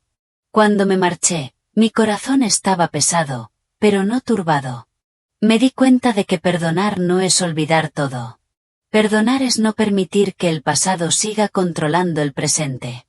Aquella noche, les conté a mis hijos. Pablo se quedó pensativo. Miguel suspiró. Sofía tenía los ojos llorosos. Lucía se quedó sentada mucho tiempo y luego dijo, no la odio, pero necesito tiempo. Asentí. No les presioné. A mí ya me habían presionado demasiado. Al mismo tiempo, Marcos recibió la noticia de que su madre me había visto. Él no preguntó detalles. Solo dijo una frase, mamá, has hecho lo correcto. Esa noche, Marcos se puso de pie ante el altar de su padre, encendió una vela. Por primera vez, rezó no por su carrera, sino por algo muy sencillo. Pidió que aquellos a quienes él había herido tuvieran derecho a elegir, incluso si esa elección no le incluía a él. Y en otro lugar, yo, Elena, estaba junto a la ventana, escuchando el viento. Entendí que esta historia ya no era solo la de dos personas divorciadas. Era la historia de generaciones que se suceden, del karma, de cómo los seres humanos aprenden a asumir la responsabilidad por lo que han causado. La vieja puerta no se abrió estrepitosamente, pero ya no estaba cerrada con llave. Después del encuentro con doña Carmen, ya no sentía la necesidad de evitarla como antes. Mantuve mi ritmo de vida habitual, daba clases, trabajaba, volvía a casa a cenar con mis hijos. Pero en los escasos momentos de silencio, empecé a pensar más en la palabra karma. No para culpar a nadie, sino para entender por qué hay caminos que, aunque no queramos, las personas tenemos que recorrer. Marcos también vivía unos días muy diferentes. Ya no intentaba ocultar mi existencia y la de mis hijos en su vida, pero mantuvo su promesa. No apareció sin permiso, no ejerció presión, no intentó sobornar con dinero. Eligió la vía de permanecer en su lugar, discretamente. Una tarde, Miguel tuvo un problema en el laboratorio. Un pequeño error en el sistema de pruebas detuvo el proyecto. Miguel llamó a un amigo, y de repente recordó a Marcos. Dudó mucho antes de marcar su número. La llamada duró menos de 10 minutos. Marcos solo escuchó y preguntó, sugiriendo una dirección para la solución, sin presumir de su experiencia. Al colgar, Miguel se quedó en silencio. No porque el proyecto se hubiera salvado, sino porque por primera vez sintió un apoyo incondicional. Aquella noche, Miguel me lo contó. No dije mucho, solo asentí. Pero en mi corazón entendí que unos hilos frágiles se estaban reconectando, no con disculpas, sino con acciones pequeñas y oportunas. Unos días después, Sofía estaba de guardia nocturna en el hospital y se encontró con un caso de urgencia complicado. La familia del paciente no tenía dinero para el anticipo. Sofía me llamó, con la voz cansada. Yo escuché y le dije, haz lo que sea tu deber profesional. Del dinero me encargo yo. A la mañana siguiente, cuando Sofía se despertó después de su larga guardia, supo que los gastos habían sido cubiertos. No usé mi dinero. Solo llamé a Marcos y le dije una sola frase. Hay un paciente que necesita ayuda. Si quieres ocupar el lugar correcto, este es el momento. Marcos no preguntó más. Transfirió el dinero de inmediato, sin dejar su nombre, sin dejar rastro. Sofía se enteró después y se quedó en silencio. No se sintió en deuda, pero empezó a comprender que hay formas de ser padre que no necesitan un nombre. El cambio más evidente vino de Pablo. Él era el más tranquilo de mis 4 hijos, Y también el que había mantenido la distancia por más tiempo. Una noche, Pablo se sentó conmigo en la sala de estar y me preguntó en voz muy baja, «Mamá, ¿te arrepientes?» Le miré en silencio durante unos segundos. ¿Arrepentirme de qué? De no haber dicho la verdad antes. Sonreí con tristeza. Si lo hubiera dicho antes, quizás no tendríais la vida que tenéis ahora. Elegí el camino más difícil, pero fue el camino que yo pude soportar. Pablo asintió. Esa respuesta no lo resolvió todo, pero le ayudó a entender mejor a su madre, y también a comprender que no todas las decisiones tienen una respuesta perfecta. Una semana después, mis 4 hijos cenaron juntos. Marcos no estaba. Pero la conversación sobre él ya no se evitaba. Lucía fue la primera en hablar. Creo que si él realmente quiere compensar, no me opongo a darle una oportunidad para que lo intente. El ambiente se quedó en silencio. Miré a mis hijos, sus rostros, sus miradas. No sentí euforia, ni sorpresa. Solo sentí un alivio. Esta es vuestra decisión, dije. Yo no os guío, solo os acompaño. Al día siguiente, llamé a Marcos. La llamada fue muy breve. Los niños están de acuerdo en que los veas más. Pero lentamente. Marcos apretó el teléfono, sus ojos enrojecidos. Él entendió. La próxima reunión no sería una cena familiar. Sería una tarde en el parque, donde mis 4 hijos se sentarían en fila, y Marcos se pararía frente a ellos, como alguien que espera ser evaluado. Nadie le llamó padre. Nadie le reprochó. Solo hubo preguntas directas sobre el pasado, sobre sus elecciones, sobre cómo pensaba estar en el futuro. Marcos respondió a todo, sin evadir, sin adornar. A algunas preguntas dijo no lo sé. A otras dijo me equivoqué. A otras dijo no me atrevo a prometer. Fue precisamente esa ausencia de promesas lo que hizo que mis hijos le escucharan. Cuando la reunión terminó, Pablo dijo una frase concisa, «Te observaremos». Marcos asintió. «Lo acepto». Esa noche, me senté sola, mirando a mis 4 hijos ya adultos. Me di cuenta de que el viaje más difícil de mi vida no había sido criarlos, sino aprender a soltar en el momento adecuado para que ellos mismos decidieran sus propias relaciones. El karma no llega con un trueno. Llega con pequeñas elecciones que se repiten hasta que no se puede dar marcha atrás. Y Marcos, finalmente, había entrado en ese ciclo kármico. No como un magnate, sino como un padre que aprendía a asumir la responsabilidad por lo que una vez había perdido. Marcos comenzó a reaprender su papel de padre a los 52 años, cuando todo en su vida ya se había estabilizado de una manera muy diferente. No había llantos de niños en la casa, ni reuniones de padres, ni días de llevar a los hijos al colegio. Lo que tenía eran 4 adultos, cada uno con su propio mundo y un pasado al que no se le permitía tocar si no era invitado.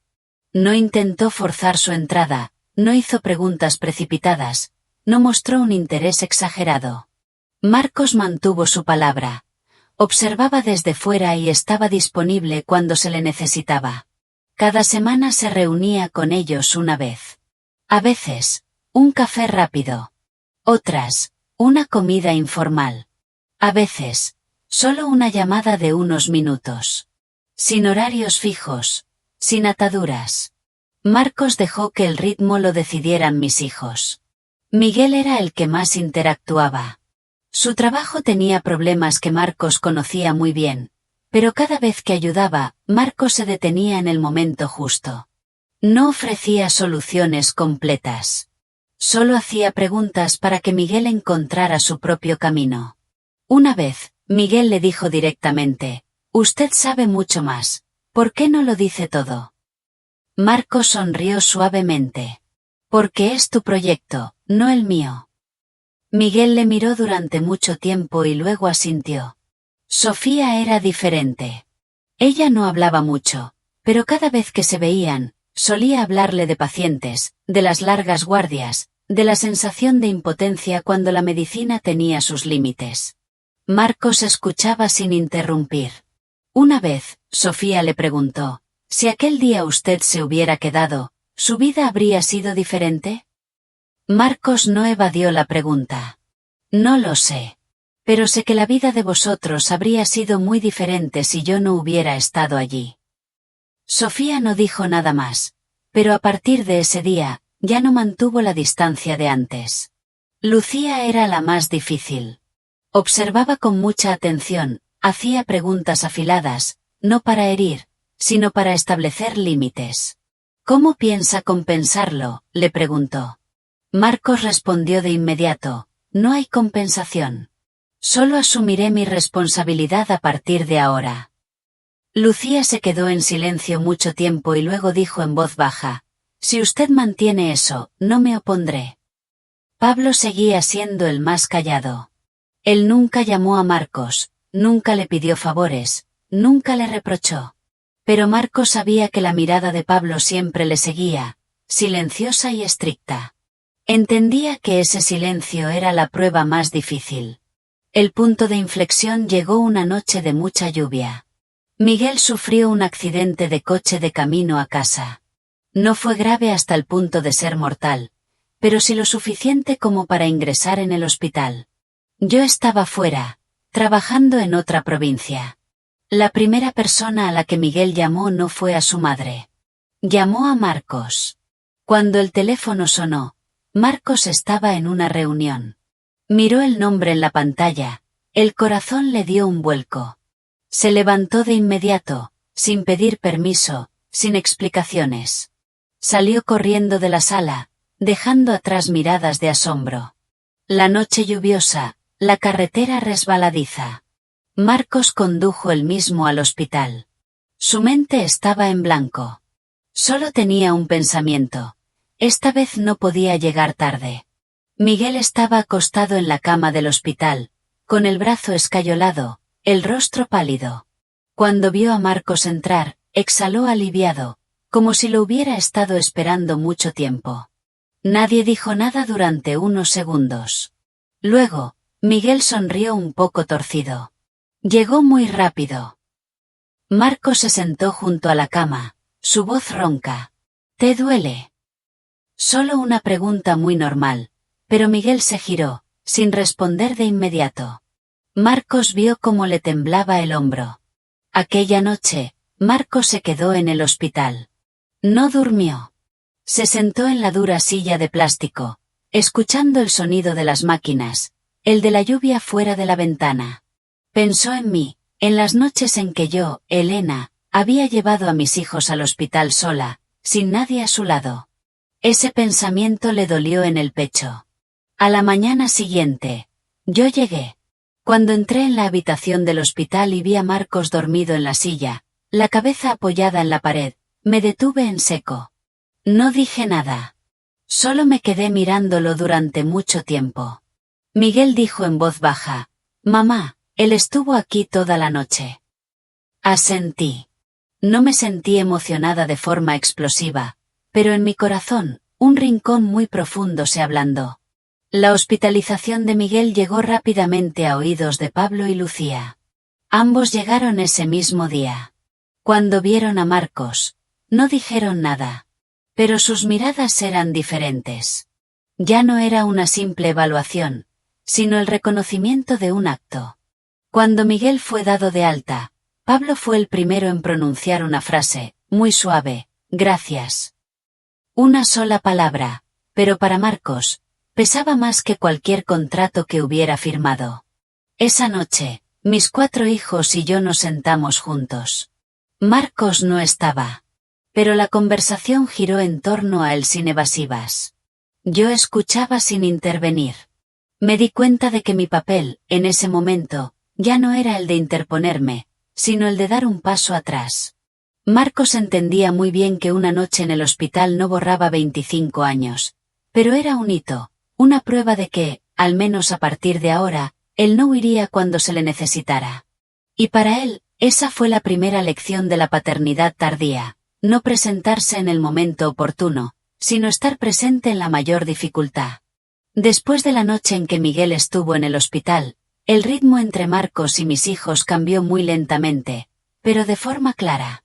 Nadie puso nombre a ese cambio. No fue declarado, no fue marcado por promesas. Simplemente apareció en pequeños detalles, muy cotidianos, muy difíciles de notar si no se prestaba atención. Marcos empezó a ser invitado a conversaciones cortas. No sobre el pasado, sino sobre el presente. Sofía hablaba de un paciente anciano y solo, sin nadie que firmara los papeles de la operación. Lucía pedía su opinión sobre un complicado litigio de tierras que afectaba a personas vulnerables. Miguel le enviaba un enlace a un artículo de tecnología con una pregunta breve. Pablo seguía hablando poco, pero a veces enviaba un mensaje muy conciso. ¿Está libre esta noche? Cada vez que esto ocurría, Marcos respondía con moderación. No se metía, no se atribuía el mérito, no se convertía en el centro de atención. Aprendió a ocupar su lugar, aunque ese lugar a veces fuera solo un pequeño rincón. Yo lo observaba todo desde la distancia. No le recordaba a Marcos, no presionaba a mis hijos. Yo entendía mejor que nadie que la prisa había sido la causa del derrumbe de mi matrimonio. Esta vez, si algo se reconstruía, debía ser con tiempo y con voluntad. Una tarde, me desmayé en el instituto por una bajada de tensión. Cuando me recuperé en la enfermería, lo primero que vi fue a Sofía sentada junto a la cama, con el rostro pálido y los ojos rojos. Miguel estaba de pie, apoyado en la puerta, con el teléfono en la mano. Lucía hablaba apresuradamente con el médico. Pablo no estaba en la habitación. Apenas abrí los ojos, Sofía se inclinó, su voz temblaba. «Mamá, no digas nada. El médico está haciendo pruebas». Quise tranquilizar a mi hija, pero mi garganta estaba seca, solo pude emitir un sonido muy suave. Miré a mi alrededor, buscando otro rostro conocido. No vi a Marcos. No es que lo esperara, solo era un reflejo inconsciente. Me di cuenta de eso y cerré los ojos suavemente, sonriendo para mí misma. El médico llamó a toda la familia a la sala de consulta. Su voz era grave, clara, sin rodeos. Los resultados de las pruebas muestran que Elena tiene un tumor. Necesitamos una biopsia para determinar su naturaleza. Aún no podemos concluir si es benigno o maligno, pero no debemos subestimarlo. La habitación se quedó en silencio total. Sofía se mordió el labio con fuerza. Miguel bajó la cabeza. Lucía hizo preguntas consecutivas, muy lúcidas, muy de abogada, pero su mano temblaba ligeramente. Pablo se quedó al final, sin decir nada, solo me miraba con una mirada sombría. Lo escuché todo con mucha claridad, pero no sentí el pánico que había imaginado. Quizás porque, después de todo lo que había pasado, ya me había acostumbrado a enfrentar lo peor. ¿Quieren llamar al señor García?, preguntó Miguel, con la voz vacilante, cuando el médico se marchó. Negué con la cabeza. Aún no es necesario. Pero Pablo ya había llamado a Marcos, y él llegó al hospital en menos de 30 minutos. Cuando entró en la habitación, me vio tumbada en la cama, mi rostro visiblemente más delgado, pero mi mirada seguía serena. En ese instante, Marcos sintió un miedo muy real, muy primitivo, que nunca había experimentado en toda su vida de negocios. Nadie dijo nada. Marcos solo se quedó allí, muy cerca, pero sin tocarme. Los días de espera de la biopsia fueron los más largos de mi vida. Mis hijos se turnaban para estar conmigo. Sofía casi no se movía del hospital. Miguel pidió un permiso. Lucía se encargó de todos los trámites administrativos. Pablo fue quien se quedó más tiempo por las noches, sentado en silencio junto a mi cama. Marcos venía cada día, pero nunca se quedaba demasiado tiempo. Traía caldos, libros, cosas pequeñas. No hacía muchas preguntas, no me consolaba con palabras. Solo estaba allí, lo suficiente para que yo supiera que, esta vez, no estaba completamente sola. Los resultados de la biopsia llegaron una tarde de lluvia. El tumor era benigno, pero necesitaba cirugía pronto. Toda la habitación pareció exhalar aliviada. Sofía rompió a llorar. Miguel abrazó a su hermana. Lucía se apoyó en la pared, cerrando los ojos por unos segundos. Pablo se quedó de pie mucho tiempo y luego se inclinó y me besó suavemente la frente, un gesto raro en él. Miré a mis hijos, y un sentimiento de dolor y calidez me invadió. Había temido convertirme en una carga, pero resultó que yo era el hilo que mantenía unidos a mis 4 hijos. La cirugía transcurrió sin problemas.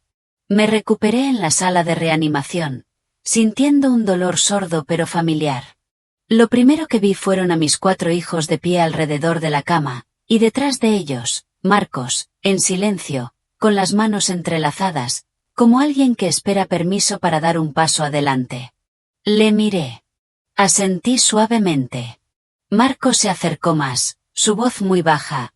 «Me asustaste». Sonreí débilmente. «Ya no tienes derecho a tener miedo». Marcos no rebatió. Solo asintió. «Lo siento, otra vez». Esta vez, no lo aparté. Dije en voz muy baja, pero con claridad, «Te he escuchado». Esas 2 palabras eran diferentes de la vez anterior. Esta vez, llevaban consigo una verdadera liberación. Después de recibir el alta, tuve que guardar reposo unos días. Mis hijos reorganizaron sus vidas en torno a mi cuidado. Marcos se encargó de toda la logística, pero no interfirió en las decisiones. Aprendió a retroceder en el momento justo, y a avanzar cuando era necesario. Una tarde, cuando yo ya me encontraba mejor, mis 4 hijos se sentaron alrededor de la mesa. El ambiente era tranquilo, pero no pesado. Lucía fue la primera en hablar. «Creo que doña Carmen debería ver a mamá una vez». Toda la mesa se quedó en silencio. Miré a mis hijos. Sabía que esa frase no venía de la presión, sino de la madurez. Asentí. «Si ya lo habéis pensado bien». El encuentro fue muy sencillo. Sin muchas lágrimas, sin dramatismo. Doña Carmen, temblorosa, me tomó de la mano, diciendo palabras de agradecimiento entre lágrimas. No la abracé ni la evité. Simplemente la dejé que me sostuviera, como para cerrar un viejo ciclo kármico. Mis 4 hijos miraban sin intervenir. Pablo, en silencio, añadió una silla más, invitándola a sentarse. En ese instante, comprendí que la piedad filial no es solo cuidar a los propios padres. A veces, es dar a quienes se equivocaron la oportunidad de reconocer sus errores antes de que sea demasiado tarde. Y para mí, eso no era debilidad. Era la fuerza final de alguien que había vivido plenamente para los demás. Después del encuentro con doña Carmen, todo pareció asentarse a un ritmo muy lento. Nadie lo dijo en voz alta, pero todos entendieron. Lo que debía ser enfrentado, lo fue. Lo que debía ser cerrado, se cerró. Volví a mi rutina sencilla. Tomaba mis medicamentos a la hora, caminaba cada mañana, leía por las noches. Mi cuerpo se recuperaba gradualmente, no rápido, pero con firmeza. Marcos seguía apareciendo de forma regular, con moderación. No se quedaba demasiado tiempo, no ocupaba el lugar de nadie. Cuando yo necesitaba tranquilidad, él se marchaba discretamente. Cuando mis hijos necesitaban apoyo, él estaba detrás. Su presencia ya no causaba perturbaciones. Era como un pilar invisible, nadie lo veía, pero era suficiente para que la casa se mantuviera más sólida. Una tarde, Pablo sugirió que toda la familia saliera a pasear junto al lago. El cielo estaba nublado, el viento era fresco. Yo caminaba despacio. Sofía me cogió del brazo. Miguel y Lucía iban delante, conversando en voz baja. Marcos caminaba al final, manteniendo una distancia prudente. Al llegar a un tramo solitario, me detuve. Me giré para mirar a Marcos, mis ojos serenos. «¿Podemos hablar un momento?», le pregunté. Él asintió. Nos separamos de mis hijos y nos sentamos en un banco de madera junto al lago. La superficie del agua ondulaba suavemente, reflejando el cielo gris plateado. ¿Has pensado mucho?, le pregunté. Muchísimo, respondió Marcos, pero no me atrevía a hablar antes de que tú me lo pidieras. Sonreí suavemente. Quiero dejar algo claro para que no me malinterpretes. Marcos me miró fijamente, como si temiera perderse una sola palabra. No voy a volver, dije, mi voz serena, sin temblar. No es porque siga enfadada, ni porque ya no sienta nada. Es porque ya elegí mi propio camino. Marcos cerró los ojos por un instante. Luego los abrió. ¿Lo entiendes?, le pregunté, sin agresividad. Volver no es sanar. A veces sanar es aceptar estar en dos caminos diferentes, pero sin hacernos daño nunca más. Marcos asintió. Lo entiendo, y lo respeto. Le miré durante mucho tiempo. Ya no necesitas demostrar nada. Ya has hecho suficiente. El resto es cosa de nuestros hijos. Marcos respiró hondo. Solo te pido una cosa, dijo. Permítame estar en la vida de los niños. Sin título, sin exigencias. Solo ser llamado cuando sea necesario, y estar ausente cuando no. Asentí. Eso no te lo doy yo. Eso es cosa de ellos. Nos quedamos en silencio un rato. El ambiente no era pesado. Era como una despedida en el sentido correcto, sin resentimiento, sin aferrarse. Cuando regresamos, mis 4 hijos estaban esperando. Nadie preguntó, pero Lucía me miró directamente y me preguntó en voz baja, ¿estás bien, mamá? Sonreí. Estoy bien. Aquella noche, mis 4 hijos se sentaron juntos. Yo no estaba. Marcos tampoco. La conversación duró mucho tiempo. No hubo discusiones. Nadie impuso nada. Cada uno expresó claramente sus sentimientos. Miguel habló de haber recibido apoyo en el momento justo. Sofía habló de la sensación de tranquilidad al tener un adulto más detrás. Lucía habló de los límites que debían mantenerse. Pablo escuchó y luego concluyó concisamente, no necesitamos ponerle un nombre. Solo que sea correcto. La decisión no se tomó por votación. Llegó de forma natural, como el agua que encuentra su cauce. Al día siguiente, Pablo le envió un mensaje a Marcos. Este fin de semana, si estás libre, ven a comer con la familia. No era una invitación formal. No decía padre. Pero Marcos leyó y releyó ese mensaje muchas veces. Entendió que esa era la puerta por la que debía entrar muy despacio. La cena transcurrió en un ambiente cálido, sin formalidades. Yo estaba sentada entre mis hijos. Marcos se sentó en la cabecera de la mesa, sin ocupar el centro.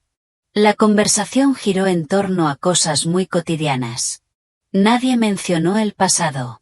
Nadie habló de un futuro lejano. Solo el presente, justo lo suficiente. Cuando la cena terminó, Sofía se levantó a recoger los platos. Miguel ayudó a lavar. Lucía preparó té. Pablo sacó las sillas al balcón. Marcos observaba la escena, sintiendo una sensación muy extraña. Paz. Salí al balcón, me puse junto a Marcos. El viento era fresco, la ciudad se iluminaba. Gracias, le dije. ¿Por qué?, preguntó Marcos. Por no intentar arrastrarme de vuelta, respondí. Y por estar en el lugar correcto. Marcos asintió. Gracias a ti por darme la oportunidad de corregir mis errores de una manera que no lastimara a nadie. En ese instante, comprendí que algunas relaciones no necesitan volver a su forma original para ser correctas. Solo necesitan ser colocadas en el lugar adecuado, con suficiente respeto y suficiente silencio. Y esa fue mi elección final. No volver al pasado, no borrar el presente. Solo seguir adelante con la cabeza alta junto a mis hijos. En una familia que había aprendido a mantenerse en pie después de la ruina, el invierno de aquel año se posó temprano sobre Madrid, tiñendo las calles de un frío inusual. Pero en mi alma, La primavera ya había echado raíces profundas. Había aprendido que la verdadera victoria no se encontraba en la venganza, ni en la humillación de quien una vez me había causado tanto dolor, sino en la inquebrantable fortaleza de mi propia dignidad. Me había marchado en silencio, sin explicaciones ni reproches, y había reconstruido mi vida, ladrillo a ladrillo, fiel a mis propios valores. Mi resiliencia, mi capacidad de perdonar sin olvidar, y mi valiente decisión de avanzar sin mirar atrás, se erigieron como el testimonio más puro de mi carácter. Mientras tanto, Marcos, el magnate, había asimilado la lección más amarga y costosa de su existencia. No había fracasado por la falta de miles de millones de euros, ni por la escasez de poder que acumulaba en su imperio tecnológico.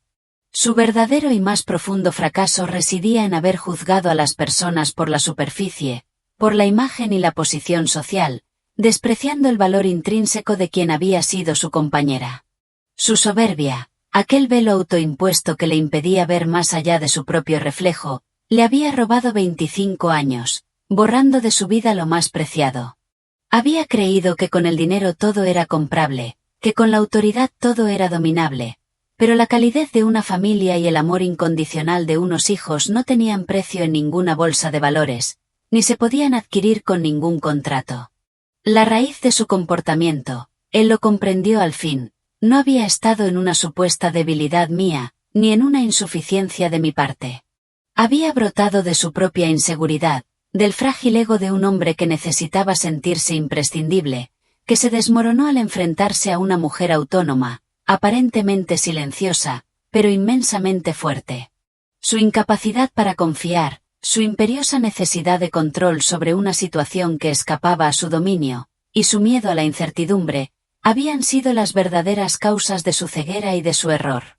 Se había refugiado en la riqueza y el trabajo para compensar una carencia interna, un vacío existencial que solo la conexión humana auténtica y el amor verdadero podían haber llenado. Mi victoria no fue la de quien busca revancha, ni la de quien se regocija en el sufrimiento ajeno. Fue la de quien se niega a ser definida por el dolor infligido por otros. Se forjó en la quietud de mi partida, en el silencio elocuente de mi lucha, en la decisión inquebrantable de criar a mis hijos con amor, disciplina y los valores más sólidos, sin sentir la necesidad de demostrar nada a nadie. No perseguí el perdón de Marcos. Busqué y encontré el respeto por mí misma y la serena paz de mi conciencia. Al final, no hubo una reconciliación romántica que volviera a unir lo que el tiempo y las decisiones habían separado, sino un encuentro de almas maduras que, aunque en caminos distintos, habían aprendido a coexistir con dignidad y a edificar un futuro para sus hijos basado en la verdad y el respeto mutuo. Quizás, la vida no se trata de volver atrás para enmendar el pasado, sino de avanzar con la sabiduría del presente y la esperanza de un mañana más honesto. La verdadera fortaleza radica en saber cuándo soltar, cuándo perdonar y en encontrar la propia serenidad. ¿Y tú? ¿Qué crees que nos enseña esta historia sobre el verdadero valor de las personas más allá de las apariencias? La historia de Elena Sánchez concluye aquí. ¿Qué piensan de las decisiones de Elena, de Marcos y de sus hijos? ¿Habrían actuado de otra manera en su lugar? Compartan sus reflexiones en los comentarios. Los leo uno por uno, con atención. Si esta historia les ha hecho reflexionar o sentir algo profundo, no olviden dejar un me gusta, compartirla con alguien a quien crean que también le conmoverá, y suscribirse al canal para no perderse nuestras próximas narraciones. Les espero en la próxima historia. Y quién sabe, quizás la próxima vez, la voz que escuchen sea la de un alma que busca la misma paz que Elena. Esta historia es ficticia y las decisiones mostradas no deben imitarse en la vida real. Obsérvela como una reflexión sobre las relaciones humanas.